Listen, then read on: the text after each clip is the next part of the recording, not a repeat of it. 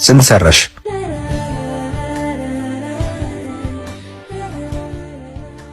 ይሄ ምንድነው? ብር ነው። ያው ክረምት አይደል? ብርድ ስለነበር ገብቼ ተኛ። ምን ማለት ነው ብርድ ነው ማለት? ቤቱ ስንት ወጪ እንዳለ ላስታውስሽ እንዴ? ምን አርጊ ነው የምትለኝ? አንዳንዴ ሚስትክ መሆኔንም ትረሳዋለህ እንዴ? አይመለከተኝ። የልጃችን የትምህርት ክፍያም ደርሷል። ስለዚህ ምንም ምክንያት አልፈልግም። ስለዚህ ልክ እንደ በፊቱ ጸባይሽን አሳመረሽ ብትኖር ይሻልሻል። እኔ በጣም እየሰለቸኝ ነው። ቆይ ግን እየታወቀህ ነው? እኔ ከማንም ሰካራም ወንድ ጋር ተኝቼ በማመጣው ብር እኮ ነው እየኖርን ያለ ነው። አንተም ስራ መስራት መጀመር አለብህ። አባዬ ጥያቄ አልገባኝም። ማሰራኝ የኔ ልጅ በኋላ በደንብ አሰራሻለሁ። እሺ አሁን ከእናትሽ ጋር እያወራን ነው። ሂጂ ግቢ።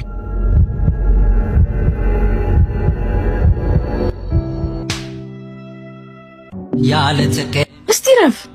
ሰሞኑን ግን ጓደኛችን ላይ ምንም አዲስ ነገር አላየሽ? እውነትህን እኮ ነው።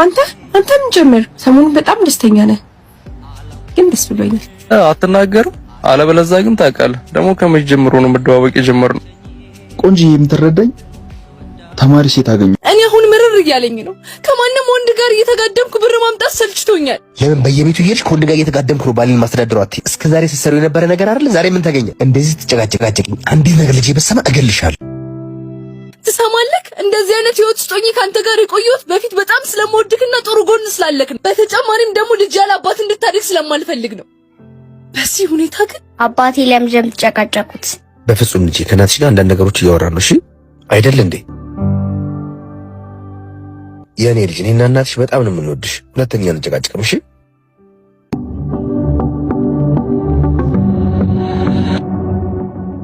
አንተ እያለህ እኔ መጥቼ ሰራተኞቹን ልቆጣጠራቸው ታውቃለህ አይደለ? ሰራተኞቹ ወይ እኔ ወይ አንተ ከሌለ ስራ እንደማይሰሩ አውቃለሁ አባ። ሰሞኑን ትንሽ ነገር ገጥሞኝ ነው፣ አስተካክላለሁ። አውቃለሁ እንዴት እንደምታገዘኝ፣ ግን የሰሞኑ ሁኔታህን አልወደድኩልህ። ወንድምየው አንድ ቤቱም ሆነ ትሰጥ ይገባ ነው ማላገኘ አላፍቅህማ። ይሄው እኔም ይሄን ያልኩት አስተካክላለሁ አላልኩኝ አይደል አባቢ? አሁን የጀመርኩትን ጉዳይ መጨረሻ ትንሽ ብር ፈልጌ ነው። እንዴ አባቢ ባለፈው ያልኩት ሳታረግ ለሱ እንደፈለገኝ ነው አመሰለ። አንቺ ታላቅሽ እኮ ነው እሱ። ይኸውልህ ደግሞ እንዳትቆይ እፈልግሃለሁ። ታውቂያለሽ የማይሆን ቁማር ነው የጀመርሽው። ምን ታካብጀልሽ? የሆነ ነፈስ ነገር ነው ባክሽ። ባይሆን እንደሱ ነፈስ ጓደኛ ካለ አስታውቅሻለሁ። አሁን በቅጡ ያልተማርሽ ልጅ ምን ስትይ ተማሪ ነኝ አልሽው? በቃ አሁን ይሄን የማብራሪያ ሰዓት አይደለም፣ በኋላ እናወራለን። ደግሞ እንጅል ማኑ ፈቶ ለቀቀበት። በዚህ ዘመንም አበባ መንገድ ላይ ይዞ ይቆማል። ያለ ተከናቃኝ ያለ ፍቅር ቦታለሽ በልቤ።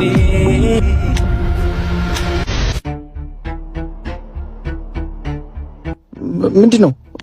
ኧረ ምንም አስተማሪያችን ነው እኮ ነው። እና ታውቃለህ በይሳት ከወንድ ጋር መጥተት በጣም ከባድ ነው። ችግር የለውም እረዳሻለሁ። ዛሬ ደግሞ አምሮብሻል። ዛሬ ሳብረን አንውል። ውይ ታውቃለህ አይደል ቤት አይፈቅዱልኝ። አሁን ያልኩህን አመጣህልኝ? አምጥቻለሁ፣ ግን እየናፈቅሽ ነው። መች ነው አብረን የምንውል? በቅርቡ አልኩህ አይደል? አንተ ስታስቸግር አያምርብህም፣ ጨዋ ስትሆን ነው የሚያምርብህ። አሁን ስጠኝና ቶሎ ልሂድ። አላወዳደርም አቻት መቻላ ጎበዝ ልጅ። ከዚህ በላይ ጸባይን ካሳመርክ ደግሞ ብዙ ነገር ይሰጣል።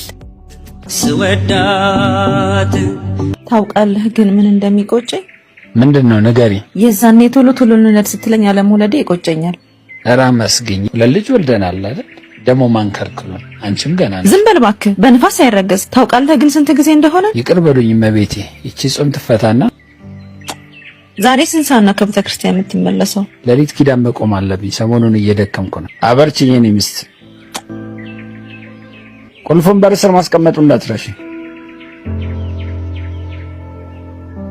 ማሚ እንዳንቺና እንዳባየን ትዳር ማየት ያስቀናል። በዚህ ዘመን ለፍቅረኝነት እንኳን መቆየት በሚከብድበት ጊዜ በትዕግስት ግን ወደፊት ሁሉን ነገር ትደርስበታለህ። ለመድከው ስራው እንዴት ነው? ኧረ በህግ አምላክ የቤቱን እንኳን ተይልን እንጂ። ኧረ እኔ ለመድከው የቤቱን ያልኩት። ለመደው አልለመደው ወንድ አይደል እንዴ? እኛ አለን አይደል እንዴ በየቀኑ አዲስ ሰው የምንለምደው? አንቺ ደግሞ ከማማር ሌላ ምንም ነገር የለሽም። ይልቅ ጓደኛዬ የባልሽ ነገር እንዴት ሆነ? ምንም የለም። አሁንም ምን ይለሽክም? ምን አይነት ህይወት ነው? አንቺ ዝም ምን የምትይው? ምን ማድረግ እችላለሁ? ውሳኔው እሷ ነው። በሉ መጣው። ሄሎ፣ ያቺ ተማሪዋ ልጅ በፀጉር ፑርማ ያስታቆማለች። ቅባቱን ልክ ይልካል። አዎ ተቀብያለሁ። አሁን በ3 ወሩ ፀጉሩ ሲያድግ በምን ሙድ እንደምትይዝ ያለው አንተ ስራውን ለመድከው። የማይለመድ የለ እየተለመደ ነው። የት ሆነ ነው?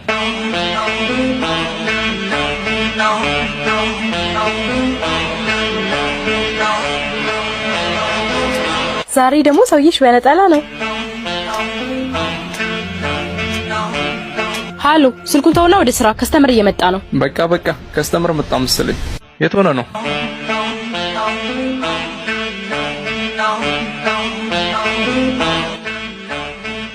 ዛሬ ደግሞ ሰውዬሽ በነጠላ ነው። ሃሎ ስልኩን ተውና ወደ ስራ ከስተመር እየመጣ ነው። በቃ ከስተመር መጣ መሰለኝ። አንተ ጉደኛ ዛሬ ደግሞ በነጠላ መጣ። ምን ላድርግ ብለሽ ናፍቆትሽ አላስቀምጥ አለኝ። ሃኒ ባሪስታውስ አሁን ነበር እኮ። በጣም ሊናፈቅሽ። እንደውም ውስጥ እንግባ እንዲያመጣልን ንገሪያት። በቃ ውስጥ ነን። 2 ቢራ ያመጣለን። ቢራ ያየሁትን አታምኝም። ምን ታውቃለህ? እኔ በጣም ነው የሚጨንቀኝ። እስካሁን እኔ ማመን አልቻልኩም። አንተ ልጅ በጣም እያናደርከኝ ነው። ለምን ያየሁን ማትናገረው? የኢዮብ አባት ምን? እሺ ተረጋግተሽ ስሚኝ። አዲስ የተቀጠርኩበት ሆቴል የኢዮብ አባት ከስተኛ አዳሪ ጋር ወደ ሩም ሲገቡ አየኋቸው። ምን? ሚስቴን ፈትቻ አገባሻለሁ ካልክ ድፍን 7 ዓመት አለፈ። እሱማ በቅርብ ይስተካከላል። ሁሉም ጫፍ ደርሷል። ምን ነው ብር ምናምን የቀነስኩት ነገር አለ እንዴ? ሁሌ ጫፍ አይሰለችክም? ለኔ ሁሌ ብር ስለምሰጠኝ ሰው መሆኔንም ትረሳዋለህ አይደል? አንቺ ልጅ ምን ሆነሻል? በጭቅጭቅ ተቀበልሽኝ። እኔ ብቻ አይደለም ባለትዳሩ፣ አንቺም ባለትዳር ነሽ። የኔን ትዳር አትበለው። ልጅ ወንድ የሌለበት ቤት እንድታድግ ስለማልፈልግ ነው እንጂ እኔና እሱ መሀል አንድ ቤት ከመኖር ውጪ ምንም ነገር የለም። ምንም ማለት ነው? ህፃኗ እኮ የጋራ ልጃችሁ ነች። ይኸውልህ ባሌ ከቡና ቤት የማመጣውን ብር እንኳን ለመቀበል አንድ ቀን ዘግንኖት አያውቅም። ስለዚህ እሱን ለመበቀል ወሰንኩ። ማለት አልገባኝም። ይህን ነገር ለመናገር ስጠብቅ የነበረው ከዛሬ ነገ ሚስትህን ፈተህ ትመጣለህ በሚል ሰበብ ነው። አሁን ግን ይበቃል። ወይኔ የዴኒን ወረቀቱስ?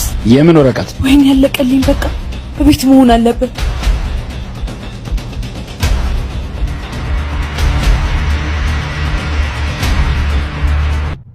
አንቺ አስደነገጥሽኝ እኮ። አንኳኳትም የለም እንዴ?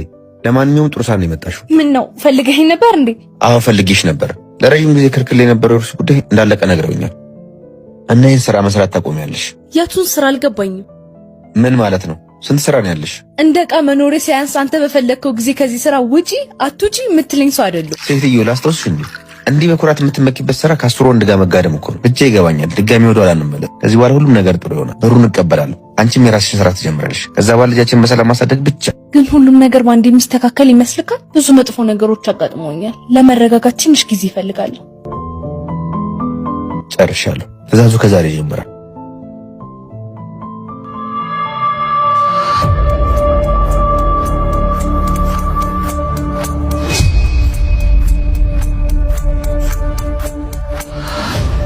መነጋገር አለብን። አስደነገጥሽኝ እኮ። በሰላም ነው እንደዛው ነው ወጣሽ? አይደለም ማወቅ ያለብህ ትልቅ ሚስጥር አለ። ረጅም ዓመት ብቻ ስሰቃይ የኖርኩበት ነገር ነው። ምንድነው? አስጨነቅሽኝ እኮ።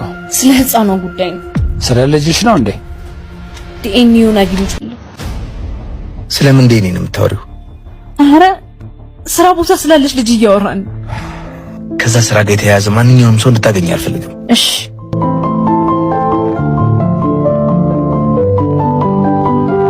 መጥቶ ነው እንዴ?